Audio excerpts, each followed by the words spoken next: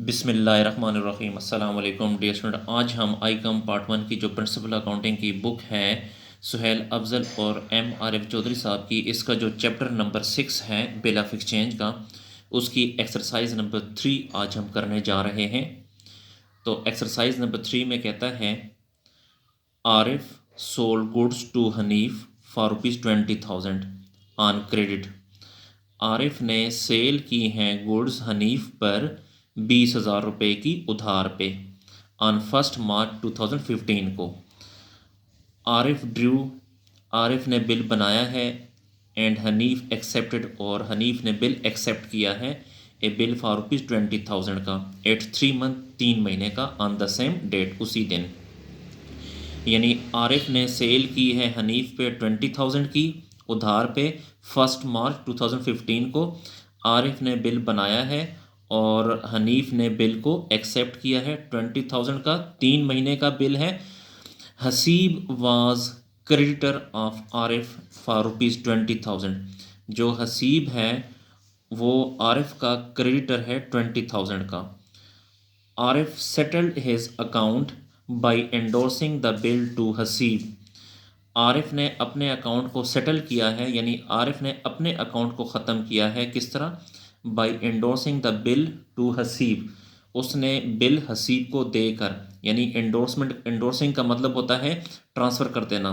यानी आरिफ ने जो है अपना बिल हसीब को दे दिया है और अपनी जो है खाते की सेटलमेंट कर ली है।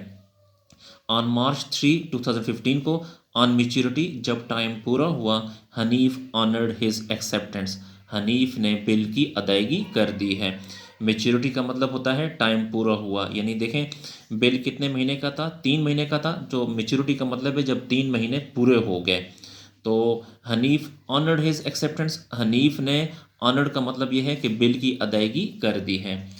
तो डियर स्टूडेंट, अब हम सोल्यूशन की तरफ चलते हैं। तो आप लोग इस तरह करें कि इस क्वेश्चन को बुक में निकाल के अपने सामने रख लें, ताकि जब मैं क्वेश्चन सॉल्व करूंगा तो आपने इस क्वेश्चन की तरफ भी देखना है और सोल्यूशन की तरफ भी देखना है। तो सोल्यूशन की तरफ चलते हैं। जी डियर स्टूडेंट, यहाँ पे मैं आपको बताता चलूँ इसकी जो रिक्वायरमेंट है, यानी हमने क्या करना है, क्या बनाना है। Give general entries in the books of Arif, Hanif and Haseeb. हमने आरिफ की बुक भी बनानी है, हनीफ की बुक भी बनानी है और हसीब की बुक भी बनानी है, यानी 3 बुक्स हमने बनानी है। जी, तो सोल्यूशन की तरफ चलते हैं। एक्सरसाइज नंबर 3 है।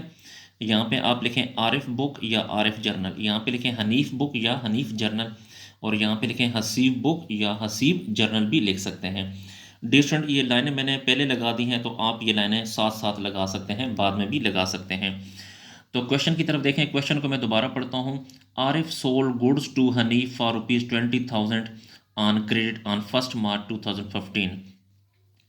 आरिफ ने सेल की है हनीफ पे 20,000 की। देखें, इस आरिफ ने सेल की है, तो सेल हमेशा क्रेडिट होती है, तो सेल को क्रेडिट करें, सेल अकाउंट क्रेडिट। आरिफ ने सेल किस पे की है? हनीफ पे, तो हनीफ को डेबिट करें, हनीफ अकाउंट डेबिट। सेल हुई है 20,000 की, तो 20,000 डेबिट और 20,000 क्रेडिट हो जाएगा। जी, ये हनीफ ने सेल की है, सॉरी आरिफ ने सेल की है, तो यहाँ पे इसकी नरेशन लिखें, goods sold on credit,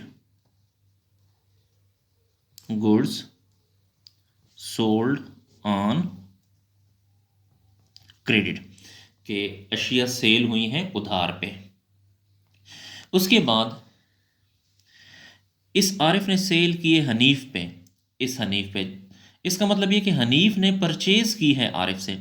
Hanif ने परचेज की है, तो परचेजेस हमेशा डेबिट होती है, यहाँ पे लिखें परचेजेस अकाउंट। हनीफ ने परचेज किससे की है? आरिफ से, तो आरिफ को क्रेडिट करें, आरिफ अकाउंट क्रेडिट। कितने की? 20,000, 20,000 डेबिट और 20,000 क्रेडिट हो जाएगा। तो यहाँ पे लिखें goods purchased on credit, narration है इसकी, गुड्स परचेज ऑन क्रेडिट, के हनीफ ने परचेजेस की है आरिफ से उधार पे। तो हनीफ ने परचेजेस की है तो आरिफ ने सेल की है जी। तो इसमें हसीब की बुक में कोई एंट्री नहीं होगी, क्योंकि ये सिर्फ इन दोनों का मामला था कि आरिफ ने हनीफ पे सेल की और हनीफ ने परचेज़ की है आरिफ से, तो इसलिए इसका कोई मामला नहीं, यहाँ पे कोई एंट्री नहीं होगी। उसके बाद आगे पढ़ते हैं, Arif drew and Hanif accept. इस आरिफ ने बिल बनाया है हनीफ पे। तो बिल बनाने की एंट्री डियर स्टूडेंट मैंने आपको पहले बताई थी कि बिल जो है वो एसेट होता है, एसेट हमेशा डेबिट होता है। Bill receivable account debit. Arif ने ये बिल किस पे बनाया, हनीफ पे, तो हनीफ अकाउंट क्रेडिट करेगा, हनीफ अकाउंट क्रेडिट। बिल है 20,000 का तो 20,000 डेबिट 20,000 क्रेडिट हो जाएगा जी। और इसने बिल बनाया है तो इसने बिल को एक्सेप्ट किया है। एक्सेप्टेंस का मतलब होता है कि इसने कहा जी कि मैं बिल पे करूँगा। तो बिल पे करने को क्या कहते हैं, bill payable. Bill payable liability होती है, लाइबिलिटी हमेशा क्रेडिट होती है। Bill payable account credit. Hanif ने बोला मैं बिल पे करूँगा किसको, आरिफ को, आरिफ अकाउंट डेबिट हो जाएगा। अच्छा, तो इसने जो है एक्सेप्टेंस दी है तो इसकी नरेशन लिखें, एक्सेप्टेंस गिवन।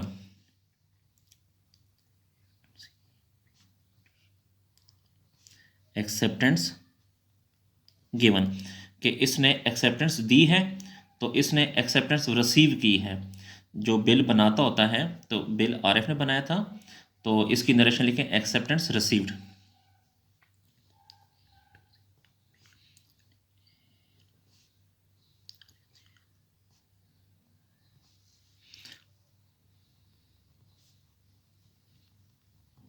अच्छा इसने डियर स्टूडेंट बिल बनाया आरिफ ने, तो बिल बनाने की entry bill receivable to Hanif.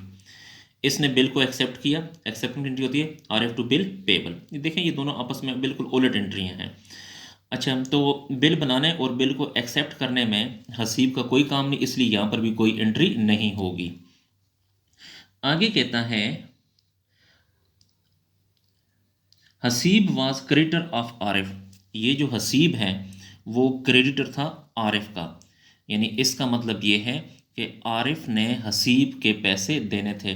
Haseeb कोई और बंदा है तो ये क्रेडिटर है आरिफ का। क्रेडिटर का मतलब ये होता है कि आरिफ ने हसीब के कुछ पैसे देने थे। तो आगे कहता है कि 20,000, अच्छा आरिफ ने हसीब का 20,000 देना था। फिर Arif settled his account by endorsing the bill to Haseeb on March 3। कहता है कि आरिफ ने इसका 20,000 रुपये देना था तो आरिफ ने क्या किया, बजाय इसके 20,000 इसे देने के इसने 20,000 का बिल उसे दे दिया। तो देखें आरिफ से क्या चीज़ गई, बिल गया, जो चीज़ जाएगी वो क्रेडिट, तो बिल रिसीवेबल क्रेडिट। ये आरिफ ने बिल किसको दिया, हसीब को, तो हसीब को डेबिट करें, हसीब अकाउंट डेबिट। आरिफ के पास देखें, आरिफ के पास 20,000 का बिल पड़ा था तो इसने 20,000 का बिल उसे भिजवा दिया। तो 20,000 डेबिट और 20,000 क्रेडिट। यहाँ पे लिखें बिल ट्रांसफ़र टू हसीब या बिल इंडोर्स टू हसीब, यानी आरिफ ने बिल उठा के हसीब को दे दिया। Bill endorsed to Haseeb. देखें आरिफ ने बिल उठा के हसीब को दिया है तो आरिफ से क्या चीज़ गई, बिल गया, जो चीज़ जाती है वो क्रेडिट। तो यहाँ से बिल गया तो हसीब के पास बिल आया है, तो हसीब के पास बिल आया है, जो चीज़ आती है वो debit, bill receivable account debit. Haseeb के पास ये बिल कहाँ से आया, आरिफ से आया, तो आरिफ को क्रेडिट करो, आरिफ अकाउंट क्रेडिट 20,000।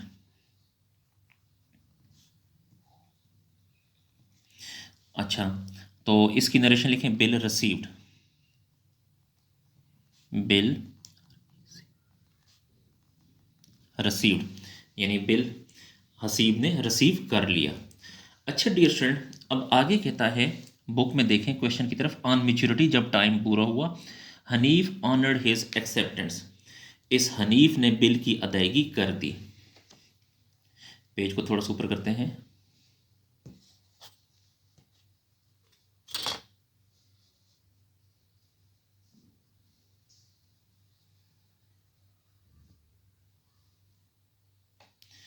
जी, जब टाइम पूरा हुआ तो हनीफ ने बिल की अदायगी कर दी। ये बंदा अब हनीफ अदायगी उस बंदे को करेगा जिसके पास बिल होगा। तो बिल किसके पास है? हसीब के पास है। तो हनीफ जो है इसको अदायगी करेगा और ये वसूली करेगा। अच्छा, तो अब हनीफ ने जो है बिल की अदायगी की है। अदायगी की एंट्री क्या होती है? Bills payable to cash. Bills payable to cash कितने की अदायगी करेगा? 20,000 की। किसको करेगा? हसीब को। अब हसीब के पास बिल है, जिसके पास बिल होता है वसूली वो करता है। तो अब जो हसीब है, पेज को ऊपर करते हैं, जो ये हसीब है ये वसूली की एंट्री करेगा। वसूली की एंट्री क्या होती है? Cash to bill receivable 20,000। Dear student, ये जो एंट्रियां हैं ये ज़बानी याद कर लें। तो ये अदायगी की एंट्री है, बिल्स पेबल टू कैश, इसने वसूली की, तो वसूली की एंट्री क्या है? Cash to bill receivable. तो इसने जो पेमेंट की है, इसकी पेमेंट की जो है नरेशन लिखें यहाँ पे, amount of bill paid. Amount of bill paid इसने जो है वसूली की है, तो इसमें लिखें amount of bill received. Amount of bill received कि इसने बिल की अदायगी की, यानी इसने अमाउंट की अदायगी की, इसने बिल के अमाउंट की वसूली कर ली। तो डियर स्टूडेंट, हमारा जो क्वेश्चन है वो कंप्लीट हुआ। डियर स्टूडेंट, अगर आपको मेरी वीडियो पसंद आ रही है तो मेरे चैनल को लाजमी सब्सक्राइब करें और लाइक करें, और इन वीडियोस को अपने दोस्तों, स्पेशली जो आपके क्लास फेलो हैं, उनके साथ शेयर करें ताकि वो भी इससे फ़ायदा हासिल कर सकें। अगर आपको किसी पॉइंट की समझ नहीं आ रही तो आप कमेंट सेक्शन में जाकर मुझसे पूछ सकते हैं। डियर स्टूडेंट, अगर आपको आई कम पार्ट 1, आई कम पार्ट 2 की अकाउंटिंग का, आई कम पार्ट 1 की अकाउंटिंग का, और इसके अलावा जो बाकी क्लासेस की अकाउंटिंग है उसका अगर आपको सोल्यूशन चाहिए तो मेरे चैनल की प्लेलिस्ट में वो अपलोड है, आप वहाँ से जाके हासिल कर सकते हैं। शुक्रिया, अल्लाह हाफिज़।